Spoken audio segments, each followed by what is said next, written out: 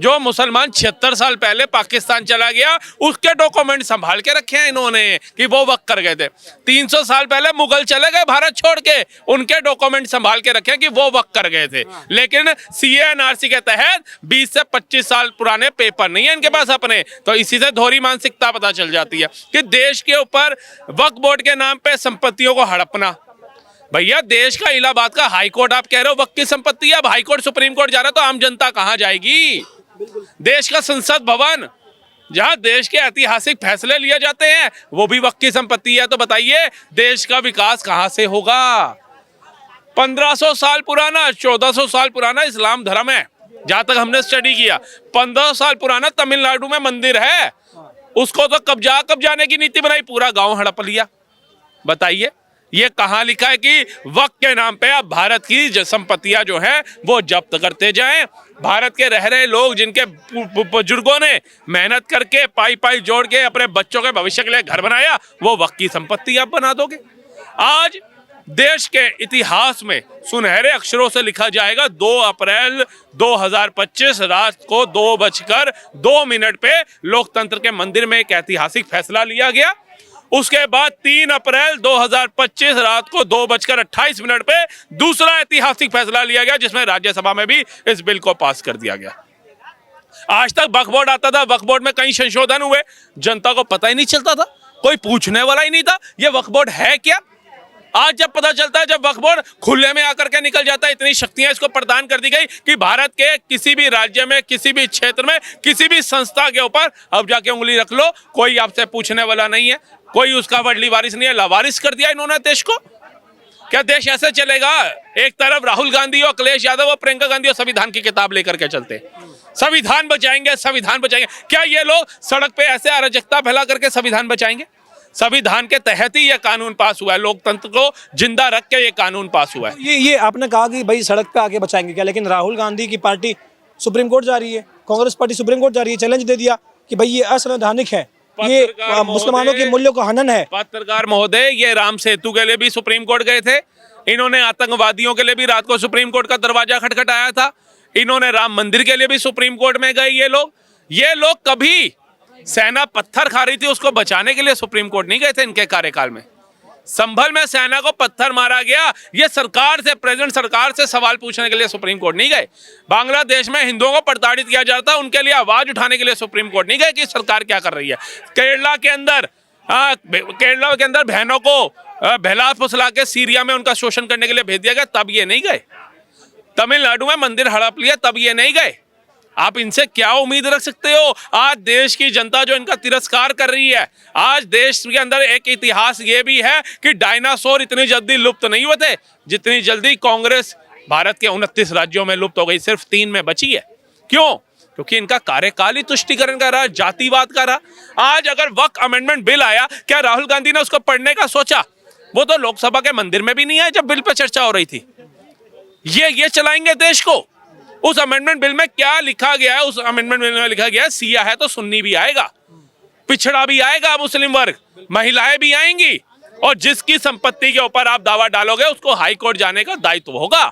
और जिसकी संपत्ति पे आप डालोगे, पहले जिला मजिस्ट्रेट को आपको डॉक्यूमेंट दिखाना पड़ेगा। तो आपत्ति यही है क्या कि भाई आप मुसलमान के जो है हक है उसकी छोड़िए, लेकिन आप हिंदू के हक को क्यों बचा रहे हैं? यही आपत्ति इनको हो रही है कि भाई हिंदू का हक बच रहा है कि वो कोर्ट जा पा रहा है। मुसलमान ने जो जमीन वक्त करी, 9,30,000 एकड़ तो नहीं कर सकता, ये लिख के दे सकता हूँ। जो 80 करोड़ की लाइन में लगा कह रहा है मोदी जी चावल दे दो, आटा दे दो, वो 9,30,000 एकड़ जमीन दान करेगा क्या भारत में? आप बताइए ये किसको पागल बनाने की बात चल रही है? उसके बाद आप आइए, उसके बाद ओबीसी जैसा नेता कुछ महीने पहले ही बोल चुका है कि वक्त की कितने एकड़ जमीन है जिसके पेपर नहीं है हमारे पास।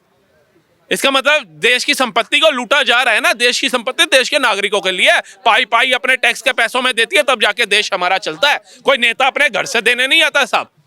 हमें देश में विकास चाहिए, हमें देश में एम्स चाहिए, अस्पताल चाहिए, स्कूल चाहिए, वंदे भारत नमो भारत की तीव्रता से प्रगति चाहिए, बुलेट ट्रेन से अहमदाबाद से मुंबई नहीं पूरे भारत में चलनी चाहिए, हमारे सैनिकों का सम्मान चाहिए हमें। इन्होंने कभी उन पर चर्चा नहीं करी। इन्होंने चर्चा करी वक्फ बोर्ड पे, धारा 370 में। अगर कांग्रेस सरकार इतनी सक्षम थी, अपने आप को वेल एजुकेटेड कहते हैं, क्यों कर्फ्यू में डूबा रहा कश्मीर? क्यों आतंकवादी घटनाओं में डूबा रहा कश्मीर? क्यों तिरंगा जलता रहा कश्मीर के अंदर? क्यों सेना पत्थर खा रही थी? लेकिन कह रहे कांग्रेस ने कम से कम मुसलमानों को टारगेट नहीं किया। अगर 123 प्रॉपर्टी वक्फ को दान कर दी कांग्रेस ने अपने कार्यकाल में, तो अगर देखिए कितना हितैषी रही कांग्रेस। दान नहीं करी, गिफ्ट कर दी। क्या ओबीसी का जन्मदिन था क्या जो गिफ्ट कर दी? या वक्फ बोर्ड का जो चेयरमैन था उसका जन्मदिन था, गिफ्ट कर दी? या तुम्हारे बाप दादा छोड़ गए थे वो गिफ्ट कर दी? अपने अपने जो डीएलएफ में मकान लेकर के बैठे हो, जितनी प्रॉपर्टियां लेकर के बैठे हो, वो दान करते थे ना। दान अपनी जेब से किया जाता है, दूसरे की जेब से नहीं निकाल के किया जाता। आपने भारत की जनता का पैसा उठा करके उसको दे दिया। 100 करोड़ रुपया दिल्ली सरकार दे रही थी केजरीवाल की उनको। इतनी संपत्ति होने के बाद अगर रेलवे के पास संपत्ति है तो रेलवे जो है वो अपने नागरिकों की कॉलोनियां भी बसा रहा है, रेलवे कर्मचारियों की। रेलवे अस्पताल भी चल रहे हैं। सेना के पास अगर पहले नंबर पे संपत्ति है तो सेना के भी स्कूल चल रहे हैं, अस्पताल चल रहे हैं, उनके नुमाइंदों को सैलरियां दी जा रही हैं, उनकी अगर वो चोट वोट भी लग जाती है तो उसका भी इलाज कराया जा रहा है। वक्फ बोर्ड क्या कर रहा है कि भैया दान तो तुम वक्त को करो लेकिन भीख मांगो मोदी सरकार से। आवास मोदी सरकार देगी, उज्ज्वला योजना के तहत सिलेंडर मोदी सरकार देगी, नल से जल की योजना का लाभ तुम्हें मोदी सरकार देगा, पानी है, कृषि कल्याण के तहत 6,000 रुपया मोदी से लो, है, तुम्हारे बच्चे यतीम हो गए, औरत बेवा हो गई, पेंशन मोदी से लो। क्यों भैया? फिर वक्त क्या किस लिए किया गया?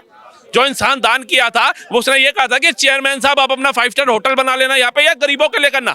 उन गरीबों को अब हक असली में मिलेगा। वही गरीब सड़कों पे आता है, शाहीन बाग हो चाहे जंतर मंतर हो, यही तो आ रहे हैं जो जिन्हें, यही लोग तो आ रहे सड़कों पे कि भाई हमारा हक मार लिया, हाय हमारे घर मार लिए, हाय हमारी मस्जिदें खत्म कर दी। उनको समझ ही नहीं आ रहा था इन लोगों ने क्या कहा रखा था। ये ब्राह्मण, ठाकुर, दलित, SC ST OBC, क्षत्रिय, राजपूत, इनमें उलझा दिया। इन सब की तो जातियां होती है।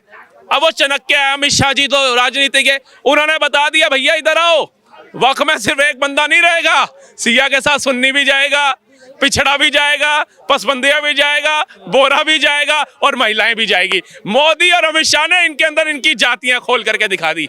अब जिस पसबंदी को वक्फ में फायदा हो रहा होगा, उसकी कौम के बंदों को जब मकान मिलेगा, उसके बच्चों के लिए स्कूल मिलेगा, वो खुश नहीं होगा क्या? वो नतमस्तक होगा मोदी सरकार के। वो बताएगा कि आज तक तो इन्होंने बता दिया कि हमारा बच्चा 500 रुपए में पत्थर चलाएगा, इनका बच्चा कनाडा के अंदर और लंदन में पढ़ेगा।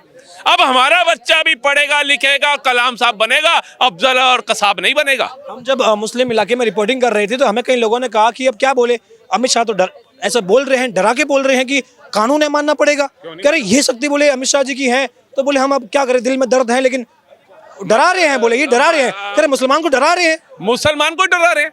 अरे जो मुसलमान DCP रैंक के बंदे को कुल्हाड़ी मार सकता है वो डरेगा भारत में? जो मुसलमान कन्हैया लाल की गर्दन उतार सकते हैं वो मुसलमान डरेगा भारत में? जो औरंगजेब के नाम पे नागपुर के अंदर हिंसा कर सकते हैं वो मुसलमान डरेगा भारत में? जो संभल के अंदर हजारों पुलिस कर्मियों के ऊपर पत्थर चला सकता है वो मुसलमान डरेगा भारत में? जो कश्मीर के अंदर सेना को पत्थर मार सकता है वो मुसलमान डरेगा क्या भारत में? इन्होंने उनकी बुद्धि भ्रष्ट कर दी है। मोदी जी का जो विजन है वो यही है कि मुसलमान का बच्चा भी पढ़े, वो भी कलाम बने, कसाब ना बने, अफसर बने, अफजल ना बने, लेकिन ये चाहते हैं वो हमारा वोट बैंक बन के चला जाए। आज किसी मुसलमान, अच्छे सच्चे मुसलमान के पास चले जाओ तो वो यही कहेगा भाई साहब हम अपने बच्चे को अफसर बनाना चाहते हैं, हम इन दंगों में नहीं भेजना चाहते। लेकिन ये कुपोषित करते हैं, तुष्टीकरण की राजनीति करते हैं। आप देखिए अगर वक्त अमेंडमेंट बिल 2 जगह पास हुआ, कलकत्ता के अंदर रैलियां शुरू हो गई। हिम्मत है यूपी में चला के दिखाओ ना, रैली निकालो, करो सड़कें जाम। बैठे हैं तुम्हारे पिताजी योगी आदित्यनाथ जी, वही भाषा डराने वाली बात। ये डराने वाली है। मतलब तुम गलत करोगे, तुम सरकारी संपत्तियां जलाओगे, तुम रेलवे की पटरियां उखाड़ोगे, तुम रेलवे के शीशे तोड़ोगे, तुम हिंदुओं के घर जलाओगे, उनकी दुकानें जलाओगे, और हमारी सरकार जो बैठी है वो चूड़ियां डाल के बैठेगी। तो क्या हमने योगी आदित्यनाथ जी को सिर्फ बैठने के लिए, बुत बनाने के लिए तो मुख्यमंत्री नहीं चुना? हमने दिल्ली के अंदर अगर रेखा गुप्ता जी को चुना है तो बुत बनाने के लिए नहीं चुना। अरे यूपी में तो अब 95 क्या 99% वक्फ की संपत्तियां जो है वो अंडर कंट्रोल आ गई गवर्नमेंट के। कह रहे मुश्किल 1500-2000 संपत्तियां ही बचने वाली है, इसलिए हाय तौबा मचा हुआ है। उसको अगर 95% आई गई है तो 5% और लेकर के उसको इस्लामिक कंट्री घोषित कर दो यूपी को। फिर जो तुम्हारे मंसूबे हैं, तुम तो भारत को तोड़ना चाह रहे हो। सही कहा अमित शाह जी ने लोकतंत्र के मंदिर में कि तुम भारत का टुकड़ा करना चाहते हो, तुम्हारी सोच ये है। तभी तो 6 मुसलमान सांसद होते हुए 238 लोगों ने विरोध पक्ष में वोट दिए। 232 ये कहां से आए? कौन है ये लोग? हम लोग इन बेवकूफों को, हम नहीं, कुछ बेवकूफ लोग ऐसे लोगों को चुनते हैं जो देश का बेड़ा गर्क करते हैं। उनको वंदे भारत नमो भारत आ रही है, देश प्रगति को छू रहा है, कोई मतलब नहीं। देश में 4 लाइन 8 लाइन 14 लाइन के एक्सप्रेसवे बन रहे हैं, कोई मतलब नहीं। देश में गरीबों के लिए योजनाएं आ रही हैं, कोई मतलब नहीं। सेना के जवान 24 घंटे में भारत आ रहे हैं, कोई मतलब नहीं है। दुबई में राम मंदिर बन गया, भारत में कत्लेआम मचा दिया था, इनको कोई मतलब नहीं है। 20 कंट्रियों ने सर्वोच्च सम्मान दिया, जिसमें 7 कट्टर इस्लामिक कंट्रियों ने दिया, इनको कोई मतलब नहीं है। इनको ये है कि भारत के अंदर अराजकता कैसे फैलाई जाए। भारत के अंदर 11 साल हो गए, कहीं बम धमाका नहीं हो रहा, किसी आतंकवादी के लिए कोर्ट नहीं खुलवाई जा रही, किसी आतंकवादी को किसी प्रधानमंत्री से मिलने का मौका नहीं मिल रहा।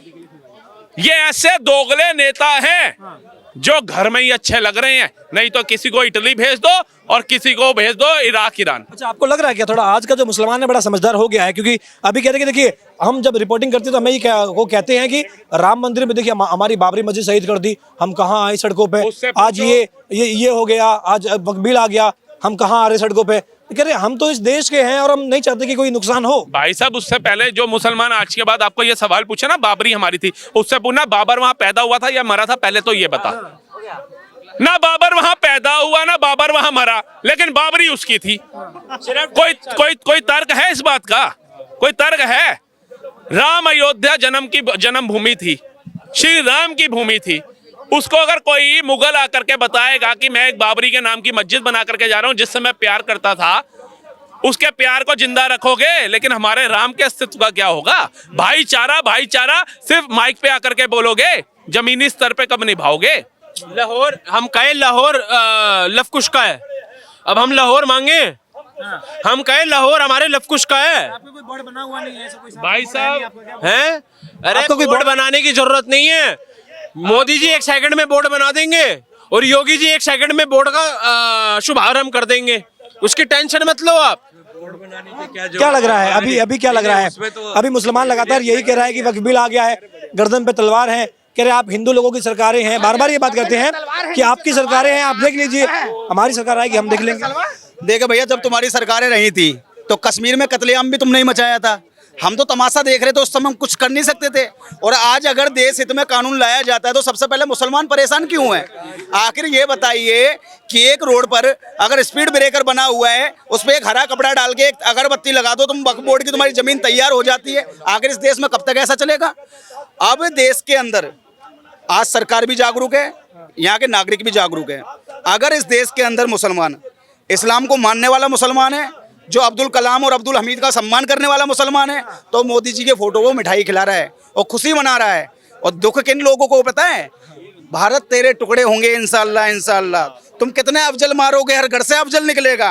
ये उन मानसिकता के जिहादी लोगों की मानसिकता है जो सड़क पर बैठने की आज बातें कर रहे हैं। वक्फ बोर्ड में काहे आप तक अंदाजी कर रहे हैं? मजहबी मामला है हमारा, आप जो है इसमें एंटर होकर के उन मजहबी लोगों से मैं कहना चाहता हूं कि हमारा देश का आंतरिक मामला है भैया, और ये देश संविधान से चलता है, किसी सरिया कानून से ये देश नहीं चल रहा है। ये मैं एक बार नहीं 1000 बार इस बात को कहूंगा। और अगर इस देश में संविधान का पालन मुसलमान नहीं करेगा तो मैं कहता हूं अभी तो बातों में जवाब दिया जा रहा है, फिर बुलडोजर की कार्रवाई होगी और उससे तुम्हारे साथ साथ में तुम्हारे चाहने वाले नेता उनके पेट में भी दर्द सबसे पहले हो जाएगा। हम डरा नहीं रहे हैं, हम सच्चाई बता रहे हैं, क्योंकि जिस सच्चाई को इन्हें पता नहीं है उस सच्चाई को हम बताना चाह रहे हैं। इन लोगों को बताया गया कि मुगल महान है, मुगल महान है, लेकिन हमें तो अब पता लगा कि मुगल महान नहीं, मुगल तो चोर थे जिन्होंने इस देश के अंदर चोरी करी, इतिहास की चोरी करी।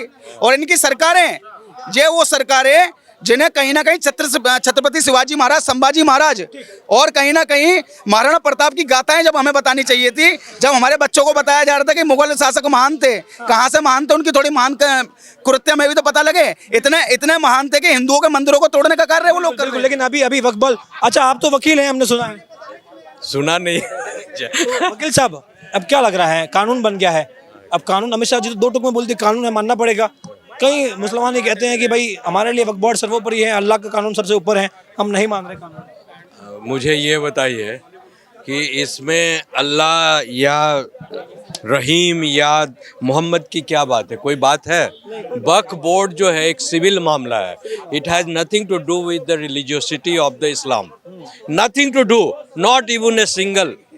बिकॉज ज़मीन की जो बात होती है सिविल कोड की बात होती है, और सिविल कोड में वक्फ की जो फर्स्ट वक्फ बोर्ड जो ब्रिटिश इंडिया में आया था, उसका नाम था मुसलमान इस्लाम वक्फ बोर्ड, ओके, 1923। उसके पहले जो है भारत में सिविल लॉ आ गया 1808 में, जिसको सीपीसी लॉ कहते हैं, आज भी गवर्न है देश में। 1808 का कानून से आज भी देश में फैसला हो रहा है।